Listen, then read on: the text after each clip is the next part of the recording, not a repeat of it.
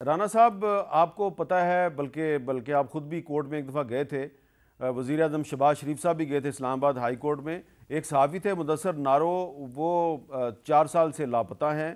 تو ان کی جو وائف ہیں وہ بھی وفات پا چکی ہیں. ان کا جو چھوٹا سا بچہ ہے وہ اپنی دادی کے ساتھ کورٹ کے چکر لگاتا ہے. کل وہ دوبارہ اس نے کورٹ میں آیا، لیکن کل ایک تو جسٹس اطہر بن اللہ صاحب جو ہیں وہ ہائی کورٹ سے سپریم کورٹ میں چلے گئے ہیں، اور اعظم نذیر تارڑ صاحب جو ہیں وہ پہلے وزیر قانون تھے، اب وہ بھی وزیر قانون نہیں رہے، ان کی جگہ پہ نئے آ گئے ہیں.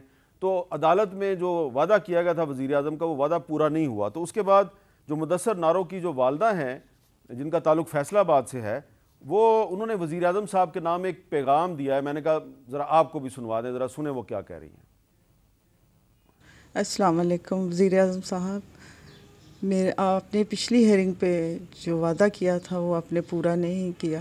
ہم بڑی آس لے کے ہائی کورٹ آئے تھے کہ وزیر اعظم وعدہ کر کے گئے ہیں تو انشاءاللہ ضرور بچے کا باپ ملے گا اور ایک ماں کو بیٹا ملے گا. تو میں بہت کل مایوس ہوئی ہوں آپ کی طرف سے جو جواب آیا. تو یہ پھر دیکھ لیں کہ اب 4 سال سے میں تھک چکی ہوں وزیر اعظم صاحب. 4 سال ہو گئے ہیں مجھے جانا، ہر مہینے میں جاتی ہوں ہیئرنگ پہ. تو اب میں جو کروں گی پھر مجھے الزام نہ دینا. میں نے جیسے کہا تھا میں پہلے فیصل آباد میں احتجاج کروں گی پریس کلب کے سامنے، اور میں سر میں خاک ڈال کے اور منہ کالا کر کے بیٹھوں گی کہ یہ ہو رہا ہے میرے ساتھ. میں ہر دروازے پہ جھولی پھیلائی ہے، آرمی چیف کے سامنے بھی اور آپ کے سامنے بھی.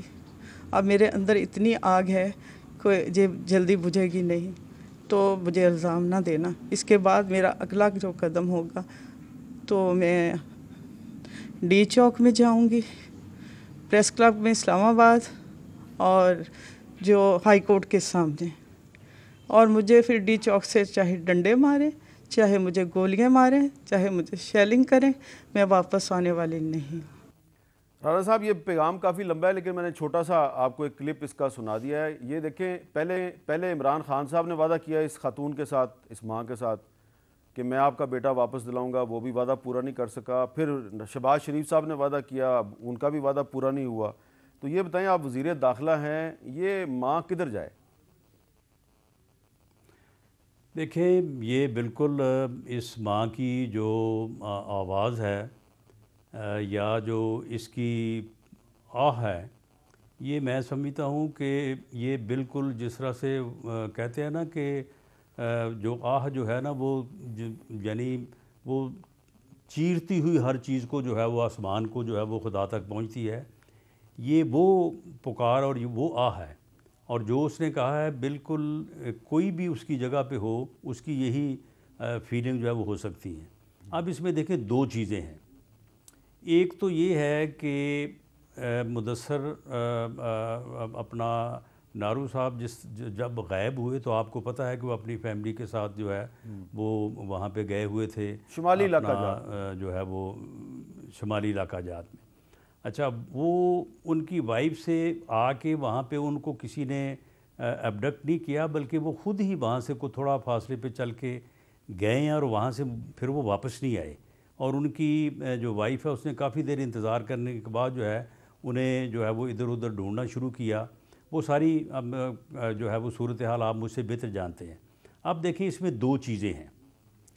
وہ وہاں پہ کسی کے بھی ہتھے چڑھ سکتے ہیں یا کسی کا کوئی بھی جو ہے وہ ان کو نقصان پہنچا سکتا ہے. رانا صاحب میں صرف آپ کو ایک بات بتا دیتا ہوں، صرف میں آپ کو ایک بات بتا دوں، میری بات اگر آپ تھوڑی. مدثر نارو نے صرف 2018 کے الیکشن کے بارے میں ایک فیس بک پہ پوسٹ جو ہے وہ کی تھی کہ یہ الیکشن جو ہے یہ جعلی تھا. ایک تو یہ بات ہے. دوسری بات ہے، جب وہ غائب ہو گئے اور اس کی بیوی نے جب شور مچانا شروع کر دیا تو اس کے بعد بیوی کو یہ کہا گیا، کانٹیکٹ کر کے کہا گیا، اور آپ کو ہم وہ بندے بھی ملوا سکتے ہیں کہ جن کے ذریعے میسیج دیا گیا، آپ شور نہ مچائیں، آپ کا شوہر واپس آ جائے گا. یہ بات ان کی والدہ کو بھی پتہ ہے.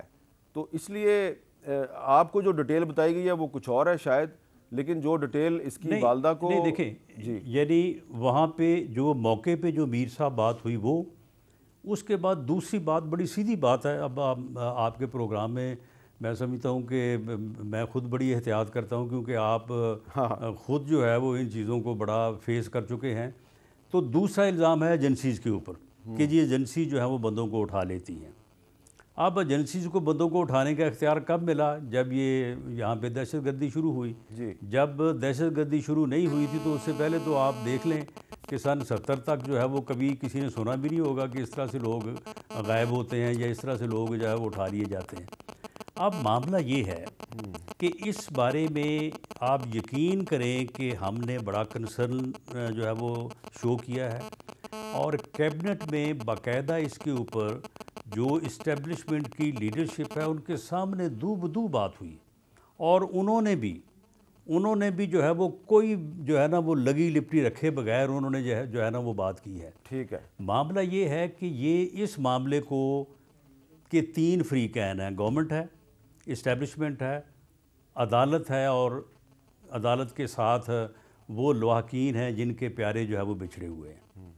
اب اس میں یہ ہے کہ ہر فریق اپنے جو ہے نا حق کا سچ تو بتاتا ہے، لیکن جو بات اس کے خلاف جاتی ہے وہ نہیں بتاتا۔ جی، اگر یہ اس طرح سے تاریخیں ڈالنے کی بجائے اس طرح سے جو ہے وہ ڈانٹ ڈپٹ کر کے کبھی کسی کی کرتی کبھی کسی کی کر دی، اس سے خبر تو بن سکتی ہے، اس سے جو ہے وہ اپنا ہیڈ لائن بن سکتی ہے، لیکن یہ معاملہ جو ہے اگر یہ فریقین بیٹھ کے اس کا حل کریں اور اس کے مطابق لیجسلیشن ہو تو یہ ایشو جو ہے یہ حل ہو سکتا ہے۔ ٹھیک ہے، لیکن اب اتنی بڑی بات کون کرے؟ اگر اتنی بڑی بات کوئی کرتا ہے، ہم اگر کرنا چاہتے ہیں تو ہمیں یہ ہے کہ ہمارا سیاسی طور پہ جو ہے وہ گھراؤ ہو جائے گا کہ جی آپ یہ کیا بات کر رہے ہیں۔ تو دوسرا یہ ہے کہ اس میں کوئی جو ہے وہ ایسی صورت ہونی چاہیے، اور میں سمجھتا ہوں کہ معزز جو چیف جسٹس اسلام آباد ہائی کورٹ ہیں، پہلے اطہر من اللہ صاحب نے اس بارے میں بڑی کوشش کی ہے، خلوص دل سے کی ہے۔ اب عامر فاروق صاحب ہیں، وہ بھی خلوص سے اس بارے میں آگے بڑھنا چاہتے ہیں۔ انہیں چاہیے کہ وہ ان کیمرہ جو ہے وہ ہیئرنگ کریں، ہمیں بھی بلا لیں، اسٹیبلشمنٹ کو بھی بلا لیں، لواحقین کو بھی بلا لیں۔ اس مسئلے کا حل جو ہے مجھے پورا اس پہ یقین ہے کہ حل نکل آئے گا۔